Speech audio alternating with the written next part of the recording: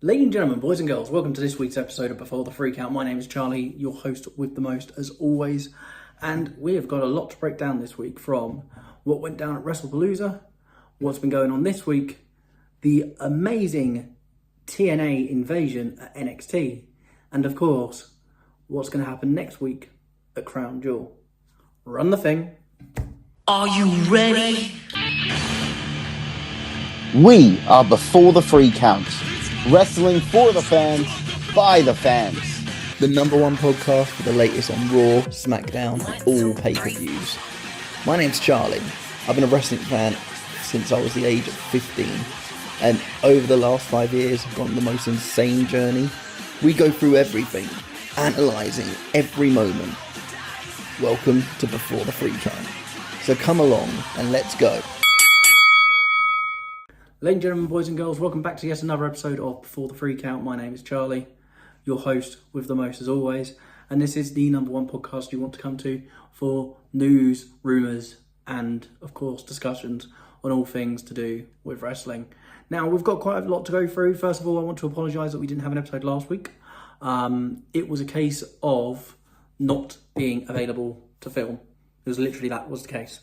But something really big happened last week. What was it? Oh yeah, we had WrestlePalooza. There were some brilliant matches in that. Let's start with them. So first of all, of course, the first match to kick that all off was, of course, Brock Lesnar versus John Cena.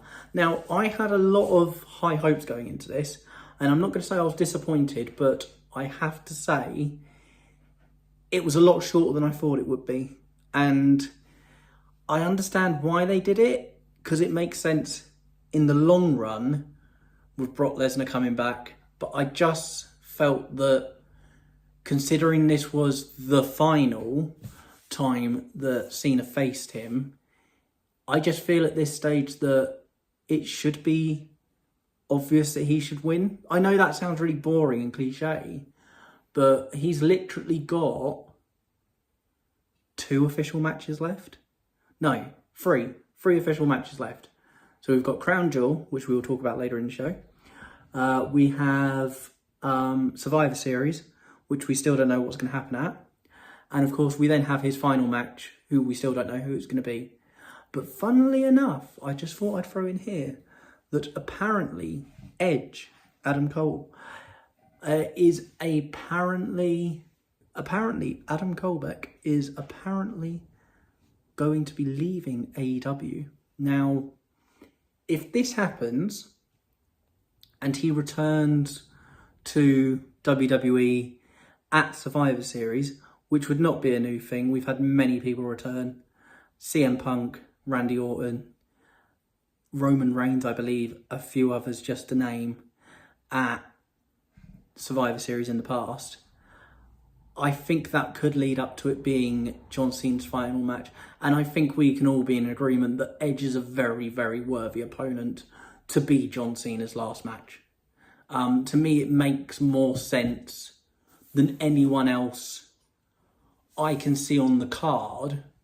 I'm very surprised, though, that one of those people wasn't.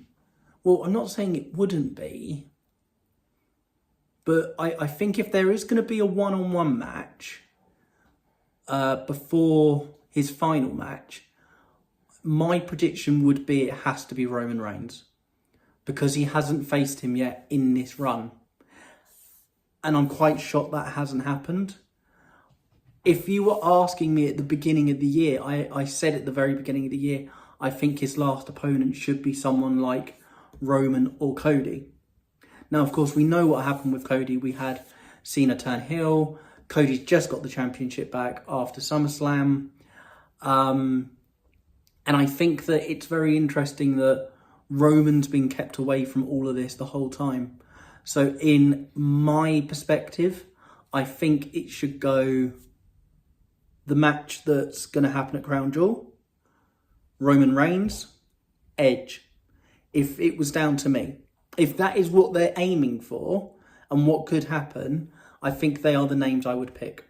I mean, at the end of the day, I could be wrong. There's a lot of talk still that one of the people that wants to face him and has been saying this since the offset, and what a year this person has had, is Joe Hendry. But do I see it happening? No. Honestly, no. The only way I see it happening is within the TNA invasion, which we know is happening right now, but I don't see John Cena getting involved in that. I'd be very, very surprised if he did. Maybe I'm wrong. Maybe this time next week we are talking about that, because let's be honest, his match at Crown Jewel is already booked. So, but then you've got the whole, he's signed for 50 dates. He has 5 dates left. And if they added one, I can see a lot of uproar in fans going, if you would have advertised this, other people could have seen him within that area at that time for their last time to see him. Because that's the whole point of this tour. It's the whole thing that we've had all year. The last time they play this particular arena, blah, blah, blah, blah, blah. So it will be very interesting to see how it plays out. But I don't think it will be Joe Hendry. I'm not saying it won't be him. I just would be very surprised if they went down that route. But that's what I think on that one. Then going on to the actual match against Brock.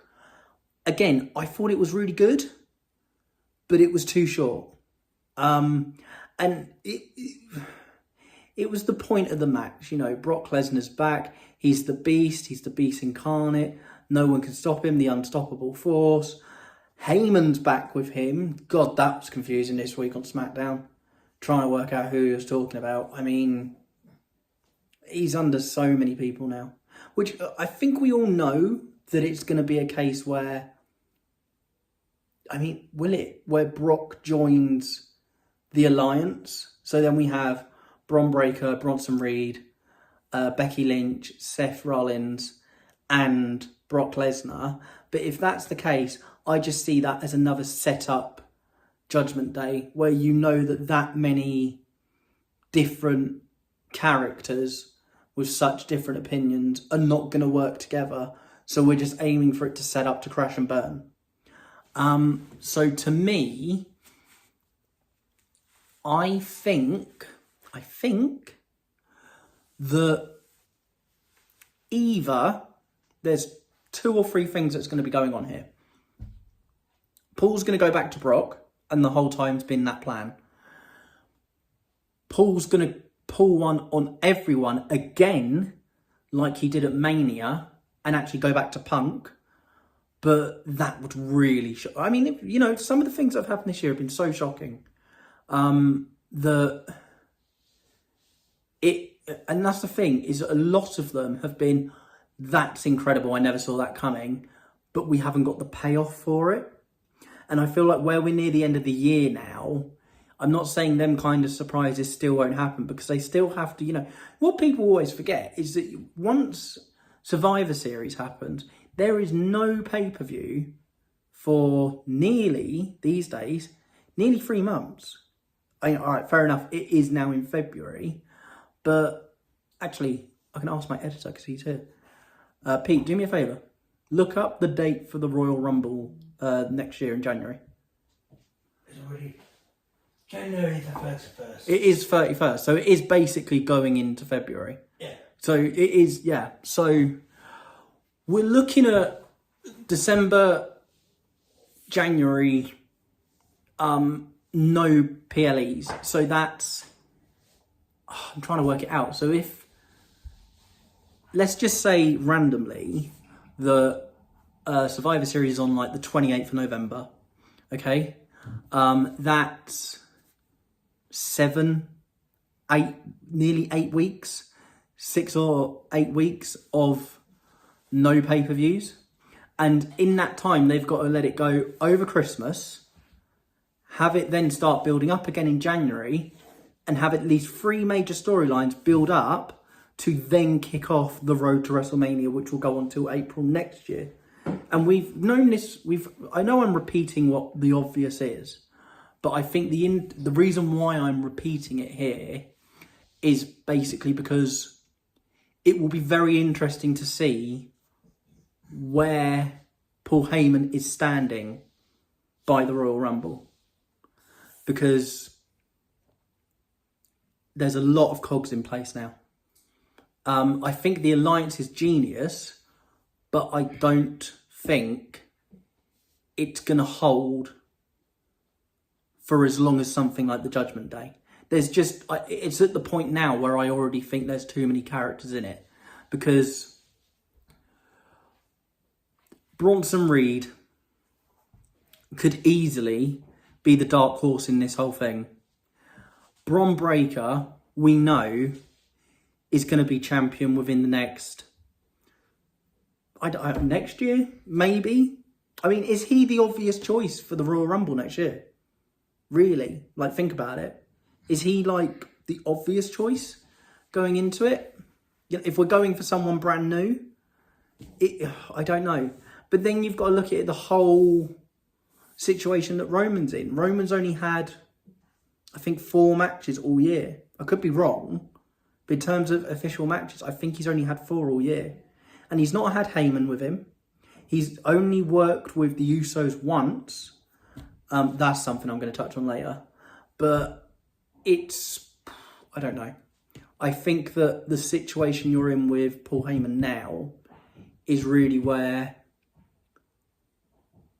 which person does him and Triple H think he can have the longevity with? Because I know for a fact it will not be Brock. It is definitely not Roman. Seth, maybe. He's never had a Braun Strowman girl, so Becky would be very interesting. But again, if he went for Becky, he'd also work with Seth, and if he worked for Seth, he'd also be working for Becky. I kind of feel like he's in the same place with Bronson Reed and Bron Breakker. But I can see them two detaching themselves from each other to maybe build up to something next year. You know, something could happen. One of them goes one way, one of them goes the other. And that could build to like that. And that would be an amazing fight, you know, Reed versus Breakker. That would be amazing. But in terms of where Paul Heyman will end up, personally, I think he's going to end up with someone like Braun. I think. Okay? I could be wrong. But again, it's just a really interesting situation because you know that they don't want to cock up, should I say, the whole John Cena situation. But there's so much involved now with them characters that it's a very interesting position for them to be in. Because you kind of do have 6, and if you do really count Punk, even though I don't think Punk will happen because now AJ's back, potential people that you could easily go, yeah, that makes sense. Again, I'm counting Roman in that purely because I don't see Roman retiring by himself. I think if Roman's going to retire, by the end of it, he's going to have the entire bloodline back together. If that's the way we're going to aim for Roman in the next 2-3 years, because let's be realistic, we all know that is all we've probably got of Roman in WWE. Because he's not even part-time now, let's be honest. He's an appearance here and there because he's off filming stuff, and you know, he's just played a major role in the new Prime movie. I can't remember who it was he played or the name of the film, but I remember he was in that. So, you know, I doubt it'll be him. Anyway, I'm going on quite a bit about this one, but it's purely because I find it really interesting. Moving on, we then had some epic other matches in WrestlePalooza, including the final match, which was Becky Lynch versus AJ Lee versus Seth Rollins versus CM Punk. Now, I know I hadn't done any pods for quite a while, and I hadn't even touched on AJ Lee coming back. And I know that was a whole big thing, and I didn't cover it, okay? And I really apologise, okay? I really apologise for not being with it at that time to cover that as it was growing, okay? But I thought the match was fantastic. I thought the match was absolutely fantastic. I really want to see a one-on-one between AJ and Becky in a situation where she can't escape. So I can't remember the type of match. I think it's an Extreme Rules match where you've got the cage, but it's not like, you know, a cage with the roof. It's like a cell match. But I would really like to see one of them between AJ and Becky, because the way they've built this ongoing feud between them that's kind of gone on in the background for a couple of years, but not necessarily, you know, been front and centre like it is now. I think them two could easily have what Becky and Lyra Valkyria had this year. And I think that's one thing that a lot of people don't get, is that Becky is at a position where, yes, she could have a championship. Yes, she could be still seen as the person given the most opportunities. But if you look at it in a broader perspective, what she's actually doing is working with the younger talent and the people they're trying to bring back or bring back up to put them in a position where within 2 years, they will be in the same position Becky was after she headlined WrestleMania. I genuinely believe that is the plan going forward. So I haven't got a problem with her holding a title, and I haven't got a problem with her, you know, going a free match, over 3 months, best of 3 matches wins kind of situation again, because it keeps her relevant. It shows how strong of a character she can play, especially as a heel. It's like there's a lot of people that you realise can play heels and they come across a lot better than they do as a babyface. One of the best examples I can think of currently is Drew McIntyre. You look at where he was during Clash of the Castle, and it was working, it was going really well, but it wasn't... I'm not going to say it wasn't convincable, because it was. But when he turned heel, it was like a whole other story. And the way he carries himself now, the way he can click and flick on that anger and start really screaming at his opponents is something that is unbelievable to see. So going back to Becky, I don't have a problem with her doing that. And then the CM Punk and Seth, they worked off each other so well. But I think my favourite part of the whole match was how good the synchronisation was between the male-female duo tag team matches. Because they trialled this back in 2018, 2017, something like that. And there was a few and it was pretty good. And then it kind of like just fizzled away. I think after that match, people need to realise the combination of having one man, one woman on one team and one man and one woman on the other team can make the game completely different within that match. Some of the synchronisation was unbelievable. It was so good. I mean, I still look back at when Braun Strowman and Alexa Bliss were tag team partners. They were brilliant together. Absolutely brilliant. So I really want to see more of that. I wouldn't mind if they did a rematch, actually. I really wouldn't mind if they did a rematch. But no, also very quickly, Stephanie Valkyrie, her match was phenomenal at WrestlePalooza. I think the only downside was 2 things. One, was it overhyped because it was the first PLE on ESPN and blah, blah, blah, blah. By the way, none of that stuff, no matter which American company or business or any of that, makes any difference over here. in the UK and in Europe, because the only deal that really matters is the international ones. So the only time it would affect us is if they left Netflix and went to something like Sky TV, which if there's American people watching, I guess is cable for you. Or if they went to TNT again, or as we used to know it, BT Sports, which for you would be the Warner Brothers network. You know, none of that stuff was like, oh, they're going to have this many pay-per-views on it. It doesn't make a difference. So over here, it's kind of like, I do genuinely think that sometimes they forget that there are other places outside America.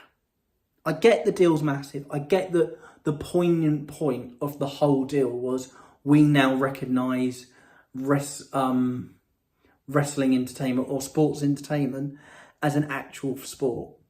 Again, you know what I mean? And it will be talked about on ESPN as much as the NFL, the NBA, you know, stuff like that. I get that part. That part really makes sense. But the overhype of, oh, it's the first one on the ESPN. I did like the opener. I thought the opening reel was fantastic.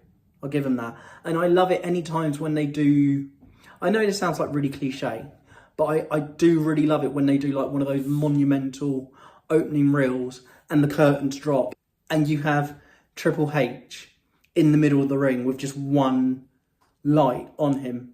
I think that is a really, really good way to open them big events. Apart from that, couldn't really care. But what I was saying on that point is that a lot of people have said it wasn't as big as they said it was going to be. Well, no shit, Sherlock. It's not that big a deal to the rest of the world. That's what I'm trying to say, is that, like, just because it's a major thing over there doesn't mean it's going to be a major thing everywhere else. Speaking of major deals, I weren't going to discuss this, but I might as well now I've gone into it.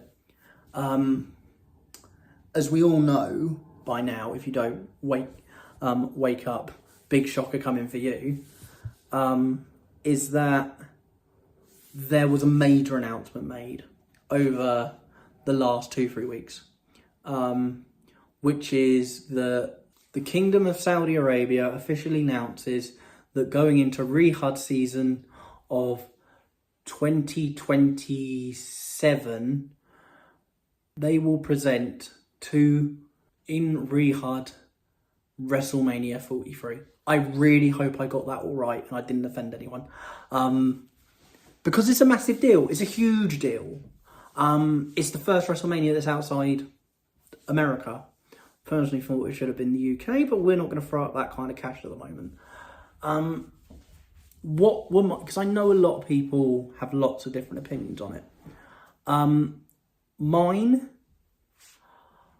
I think it's a very good thing for the wrestling world in general that they are looking at doing WrestleMania on such a broad scale and for the first time considering going outside the US over a 43-year-long event like this. It's the same as, like, I know some people don't get it. I know they don't.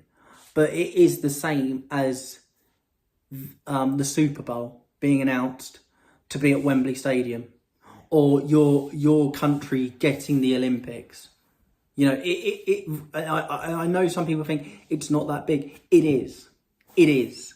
It makes so much money for that state or that town that it goes to. I can give you statistic facts on this. When they went, and just general examples that I know from the top of my head, when they officially did the first PLE in Cardiff after 30 years, it brought something between 57 and 63 million to the capital of Cardiff for that one weekend. When they went to London, they nearly doubled the profits and brought nearly 130 million to London in revenue. these things happen. I think the same thing happened when they went to Glasgow and did Clash of the Castle 2. I think that made around about the same. I think it was between the 50 million, 60 million mark. It's the same thing with when they go to, New Jersey or wherever they want to go for SummerSlam or something like that. Why do you think that, amazingly, that deal with New Orleans fell through and the most profitable state, Nevada, has become the first ever state to have 2 consistent WrestleManias back to back? It's the money it brings in. And the amount they've paid, do I agree with them accepting, that type of money? And you know what I mean by that, and I'm not going into it anymore. Yeah, it's a bit worrying. But it's, at the end of the day, when it comes down to it, no matter what we think, it's a business. And businesses are there to make profit. And that is why they're doing it. Do I agree with it? Not going to say my opinion on it. I'm not going to say I'm against it. I'm not going to say I'm for it. I'd say I'm neutral, because there are many things that need to be looked at when you go into them things, especially with a place like Saudi Arabia. On one hand, they have made it huge improvements. In other hand, they have a very dark past. Neither of them I will be going into. And I know that's what people want to hear, are opinions on that stuff. I'm not an idiot. I'm not going to say my opinion on that. You can guess it, but I'm not going to say it. All I am going to say is one thing I made clear on here earlier this year after going myself was I wouldn't be going to WrestleMania next year, but wherever it is in 2027, I would be going. Am I considering the fact of going, even though it's there? Yes. Purely for the reason it's WrestleMania. Okay? And they don't let it happen in places where it wouldn't be safe or have the strength to be able to hold that many people coming in to a state or country or a town at that mass for an event such as this. I mean, for crying out loud, they had the World Cup. So, that's how I see it. I'm not going to say any more on it, but I thought it was worth me at least bringing up the subject because it's such a relevant thing. I didn't cover it at the time. Sorry to take a bit of time out in the vlog for you, but I wanted to talk about our sponsor, the amazing WrestleCrate, as you may have heard here. What is a WrestleCrate? Well, let me tell you. WrestleCrate is a monthly subscription box for people like you, that love wrestling. What do you get in this box, you're probably wondering? Well, let me show you. Autographs from people like Daniel Bryan, Lita, Godfather, DDP, Kane, Sting, the Hardy Boys. Well, what else do you get? Well, maybe you get a cool poster like this one, cool key rings, even pretty cool Lucha Libre puzzles like this. Cool pins like these, and you also get awesome t-shirt just like all of these. It's the best part, because you come through us before the free count, you can get yourself a free WrestleCrate with your first order just by going to www.wrestlecrate.co.uk and using the code BTTC, and you get a free box with your first order. How awesome does that sound? So what are you doing sticking around here? Go and get yourself one. So, moving on from that, we're then going to look at what's been going on in this current week. It's been interesting, I'll give you that. Of course, so we've had the fallout from wrestlepaloza, which was, as we've gone through, it was brilliant. But it's been very interesting to see the way the landscape looks after all that's gone down. I think another thing that's very much worth bringing up is AEW know when to set their dates now. I don't go into AEW, I don't talk about it on this show. I'm really getting to the point where I think I'm going to have to soon. Because, do I watch it? Yes, I've discussed this before. I think MJF is one of the best heels that we saw in the last 5 years. His new character, not so much, but some of the stuff they do over there, I absolutely love, okay? There's no doubt about it. I just don't have time to watch everything to be able to discuss it all on here. That is genuinely why.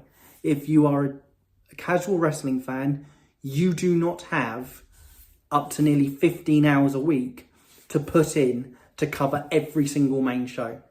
And that's covering everything from WWE, NXT, TNA, and AEW. Because they're the 4 big players, okay? If I was to cover all that, I wouldn't have time to probably cook or sleep. Because I do a job on top of this. So, but my point is that they really know how to plan their dates now going forward. And there's been a lot of legal chat that big corporate companies like this, and I don't know if this will change for the whole industry, but you never know, especially with stuff like, if we're just talking about sports in general, like when, you know, the Six Nations on and there's European football, you know, sometimes they clash. And there has been quite a bit of a conversation on that about they need to release their schedules 4 or 5 months ahead. So the other, I'm not going to call them competitors, but the other companies and other sporting authorities and the other sporting authorities can line up their dates as well. And I genuinely agree with that going forward. It should be done because this year has proven many, many times over that as much as they won't admit it, WWE do see AEW as competition. And it's become more clear, not just because of the dates, but because on quite a few occasions, AEW have actually won that weekend. Not necessarily in the amount of viewers, but if you compare the lineups in the matches and you compare show for show, match for match, there has been a lot of occasions where AEW have done better and made a better product than WWE. This weekend, for example, with All Out. Some of their matches were incredible. Darby Allin, I love you so much. Oh my God, that coffin match was insane. Absolutely insane. And that's all I'm going to say on it. But, you know, I really think that it's getting to the point where I'm going to have to start talking about it. Because it's so close to the bone now. Not comparing them, but how much that they... Look, just one of you, for crying out loud, just admit that, yeah, we're planning our dates because we want to compete with them to show who's got a better product, to give the viewers an opportunity to choose. Because that's the whole point in having this many companies. I mean, let's go back. 2017, it was WWE. That was it. There was nothing else. AEW started it late 2018, maybe, yeah, I think. And then TNA came back nearly 3 years. That's weird, that's nearly 3 years ago since they came back. TNA came back and have been absolutely killing it ever since. I think TNA's been one of the best companies this year, genuinely. But yeah, just to go over, I think the landscape of the whole thing, it will be very, very interesting to see where it goes going forward, especially with the dates lining up. However, moving forward from that, it's very evident that there are quite a few people on the roster that they have made very obvious they don't know what to do with it this time of the year. It's been made really, really obvious. Kairi Sane and Io Sky, the first ones I can think of. I'd say Jade Cargill is also up there. Nia Jax as well. Where's Bianca Belair? Bayley's having a great run. with her coming back as a babyface, which I've always known from when she came back at SummerSlam in 2022 or 23 with Damage Control. I always knew at some point this was going to lead to her turning babyface again. And the reason why is because she's so bloody good at it, man. She's just so good at it. She's one of those very rare people that can play both and they can equally be as good. Like, going back to what I said earlier, if it was down to me, I'd keep Drew McIntyre a heel for the rest of his career. If it was down to me, I'd keep Becky Lynch a heel for most of her career. The same with Seth Rollins. Roman Reigns. There's people that, like, when they make that swing that way, you see the night and day difference between what they can do in character. Okay? I know I've spoken about this guy so much, but it's because I really, really loved him when he was still with WWE. I think one of the people that could have been a potential amazing babyface with still holding his twisted version would have been Karrion Kross. If only you listened. If only you listened. Anyway, moving on, because I'll start getting annoyed again. But no, going back to Bayley, there are certain people that can play both ways. And she is a perfect example. And I've really, really enjoyed seeing her come back as a babyface. I personally think it's going to have like a smaller match at Crown Jewel, and then we're going to go into something big into Survivor Series. What it will be, I don't know. But then there's other people like the New Day. Come on, guys, what are we doing? I get it. They're heels and they're acting like prancy arseholes.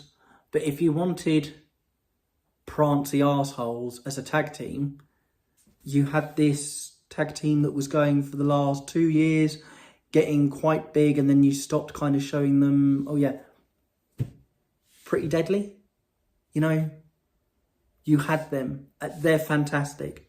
They work off each other. And now you've got Pretty Deadly getting involved with something to do with Damian Priest, who's also being taken down randomly by Aleister Black. But then at the same time, you're trying to build a story with New Day, Grayson Waller, and sometimes Austin Theory. I think sometimes they just don't realise what they've got and go, we use these people to create this. And then, we're just go, you do realise you already had this about a year and a half ago and you could have done it that way. So, there's differences. One person that I think that, even though we don't know where it's going, it's going to lead to something fantastic, is Drew McIntyre. And one thing I want to say on that is the kick that he made into that commentary table. That was insane. And I think most of the shock was purely because I don't believe we've ever seen that happen with them type of tables. I'm going to admit, because they're the ones with the glass screen and it's actually a TV. I don't think I've ever seen that before. How they actually pulled that off, I don't really know, because it clearly was like, sugar glass or something like that, but it still had the actual screen on before they went through it. And I know we've had, the big jumbo screens where they've hit their head up against them and it started like a bit of a sizzle on them and it like loses connection. But they're the actual ones. They've never actually gone through them. The only times when they do go through stuff is when it is very obviously sugar glass. Okay, the one time it went wrong was Kurt Angle and Shane McMahon. Go back and watch that. Go back and watch that right now if you don't know what I'm talking about. Yeah, still think about that now. But it's really, really, really, really interesting. to see where this is going with Drew McIntyre. Drew McIntyre? It's really interesting to see where this is going with Drew McIntyre. Okay, moving on to what else has been going on this week. We've got 2 more things to cover before we go into what's going down, not next week, but the week after. Of course, we've got a big pay-per-view. I've spoken about it already. We've got Crown Jewel. Of course, I think you all know what we're going to be talking about when we get to that one. So, going on to other things that happened this week. Okay, let's talk about it. The botch that happened last night for me. Who's to blame? I rewatched it about 5 times and I wanted to check multiple things with it. I wanted to check if the shoulders were down at any point. I wanted to check if the leg ever lifted. I wanted to know if she even moved her neck to get up. I wanted to check all them types of angles on it purely because, and this is not me being horrible, this is just factual, Nia Jax has had many points in her career where she's botched moves. To the point where she's injured people and she actually lost her contract for a while because of it, okay? So there's no, things around this of people going, oh, you shouldn't be looking at Nia Jax thinking like it was obviously her fault. I didn't think it was obviously her fault. I wanted to check every angle. For all I know, it could have been Tiffany Stratton's fault as well. But, it wasn't. And it definitely wasn't Nia's. It was the refs. So, what happened? From what I've seen, I genuinely believe it was because she didn't do her finisher, which is the prettiest moonsault. And that's that's Tiffany's signature move.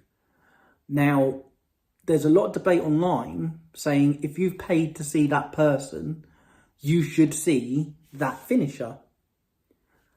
I am not on the agreement of that at all.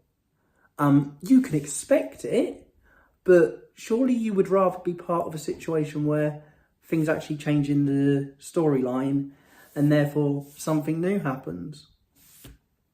I thought that's the angle we were going for then.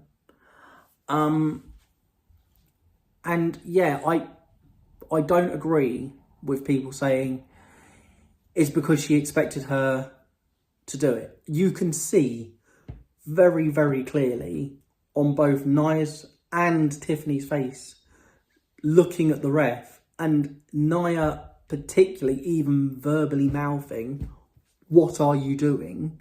Count the 3rd count." And you do see her whispering something to her as the match ends, after she eventually realised she's messed up, has to go and do the prettiest moonsault, and then she counted to 3.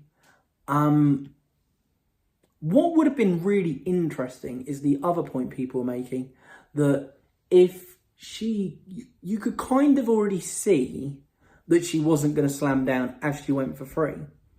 So, look, I'm not a wrestler. I've not done anything like that. But in my head, and again, I'm not blaming Nia for this at all, but in my head, if I could instinctively tell that there was going to be a cock-up, I would do whatever I could to smoothen it out so it wasn't as bad.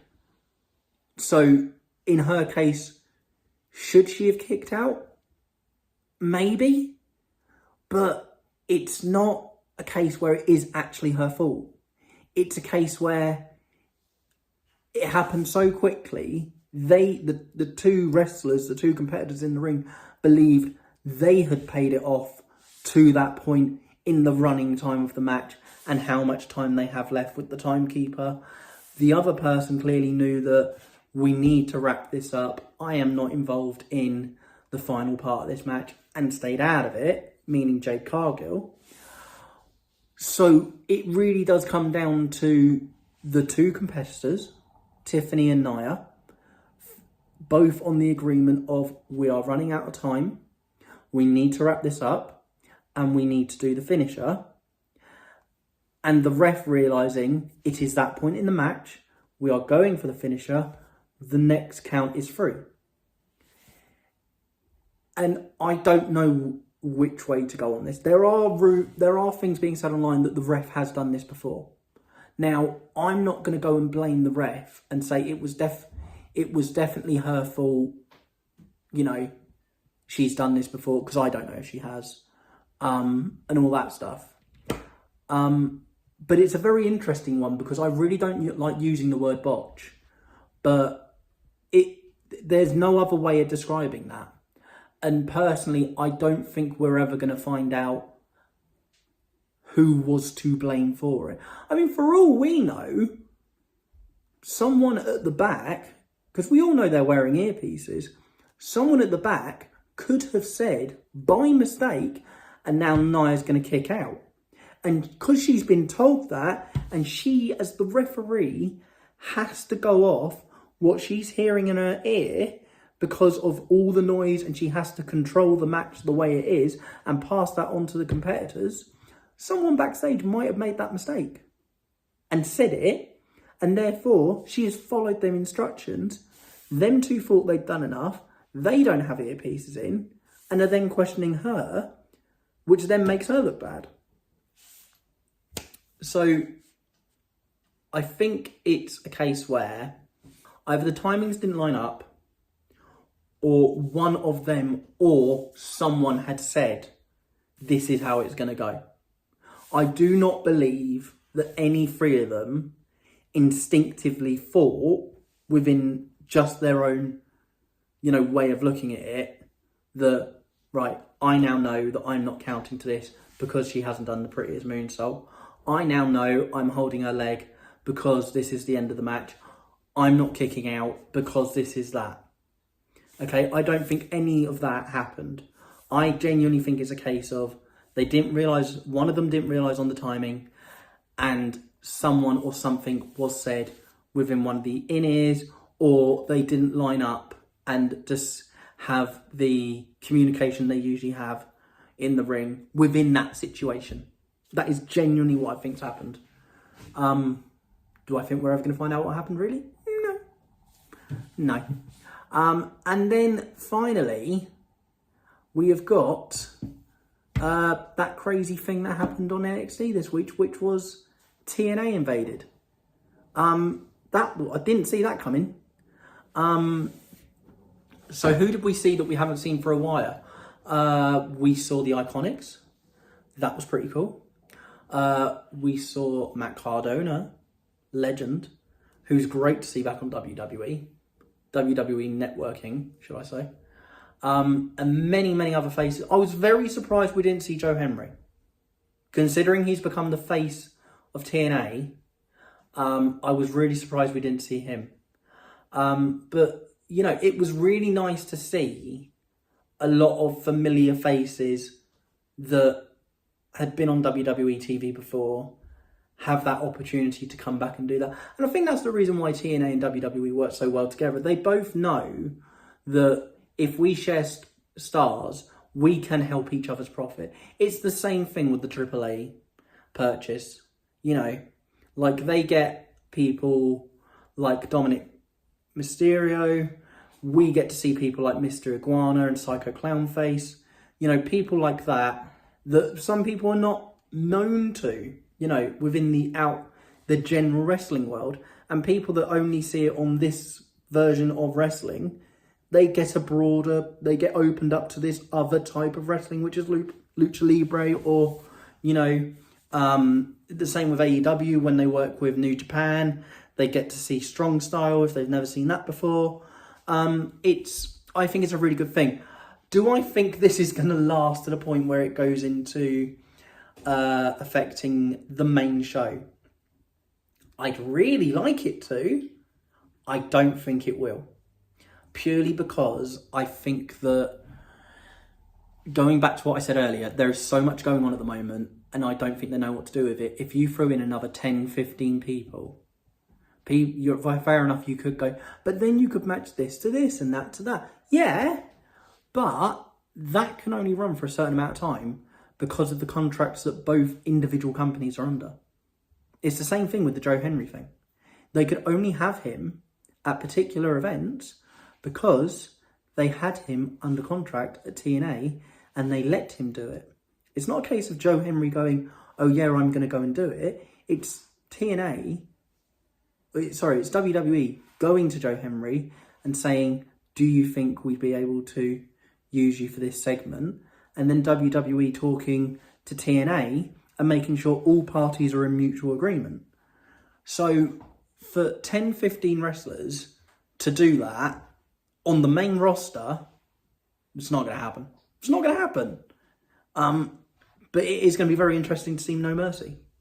And there's going to be a lot of people involved in that.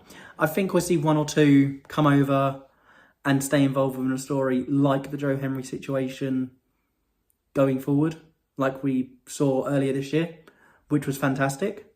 But in terms of an all-out brawl, I mean, maybe they've got them under contract, so you release certain stars to do particular weekly episodes of NXT, while the others are held back for another one in the future, and they build it up to Survivor Series, which would make sense. Will it happen? I don't know. But has it become interesting? Yes, it has. I'm really interested to see the way they're going to go about it, though. It will be very, very, very interesting. Finally, we get to Crown Jewel.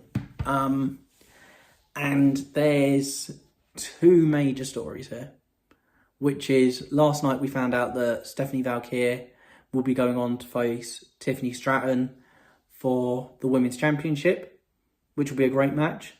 They haven't announced who, but I believe we're going to be leading to a women's tag team match of whichever tag team wins, probably on Raw or SmackDown next week.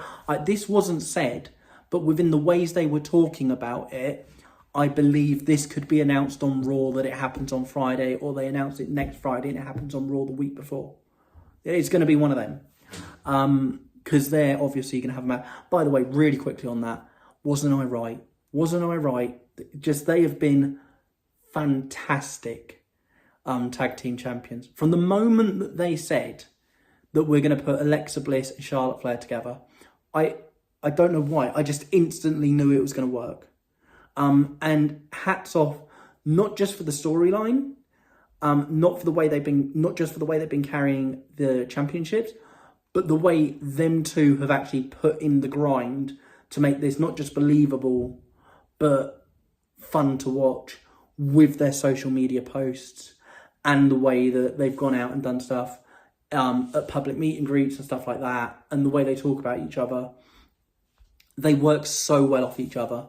The thing is with this, it's not going to last, but it's just so enjoyable to watch. It's so enjoyable to watch. So we're going to get one of them. I don't know if there's been any other matches announced. That's my fault for not knowing. But I think we all know where I'm going on the big match is after. The thing is, it looked like it happened within one day. If you look at just the socials, it didn't. It happened over time. And that is, of course, they have finally pulled the trigger and we are actually getting one of the matches we, the fans, wanted to see on John Cena's farewell tour, which is John Cena versus AJ Styles for the final time. It's really weird because you look at the way it came out on socials of John puts the photo up and then he says, I don't make the matches, I've never had decision, I've gone with what they tell me, but I feel this is a time where we at WWE, at Paul Levesque, listen to the fans and give them what they want. And within about an hour, I don't even think it was longer than an hour, Paul Levesque tweeted, we listen to the fans, you get what you want, this is the moment you've been waiting for. AJ Styles will face John Cena in Australia, in Perth, at Crown Jewel. Fantastic. It's going to be amazing. The thing that I think makes this more poignant, though, is the fact that 48 hours later, AJ announced what I think we already... And he'd already said this in past interviews, but he'd never officially, said, no, this is it, put the stamp down on it. And he now has, and it has been released from him and WWE and has been press released that 2026 will be AJ Styles' last year as a professional wrestler. So this is going in from now, technically, AJ Styles' last year. I remember when I got into wrestling around about 13, 14, that AJ Styles was the biggest guy going around because he just came over from New Japan and was part of the Bullet Club, and he was one of the top free agents in the world, and he came out at the Royal Rumble that year, and he was the second person who was second to come out, and the first was, of course, Roman Reigns, and that's the first time we saw him, and within 8 months, he was world champion. And seeing that person grow and get better and better and better and become as big as he did, and then have him help as many other up-and-coming people get their moment. He's had a phenomenal... I know that's an ironic word to use for him. I am phenomenal, but he really is. I think that one thing that defines him perfectly is that he has put in so much to the company to the point where when it was WrestleMania 37, The Undertaker picked him to be his last ever opponent.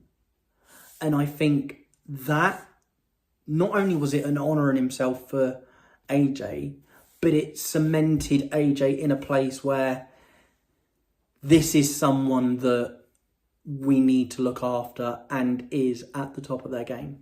Because if someone like that is picking you to be their final ever... Because if someone like you is picking them to be their final opponent, you know that that person's stats and the way they're looked up has just gone up by about 200%.